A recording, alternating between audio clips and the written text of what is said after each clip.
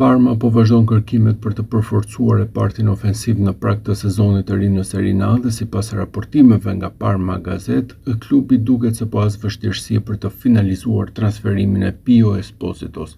Në këtë kontekst, drejtuesit e kanë kthyer vëmendjen drejt një profili premtues dhe më të arritshëm Christian Spendit, sulmuesi i ri shqiptar që aktivizohet te Cesena.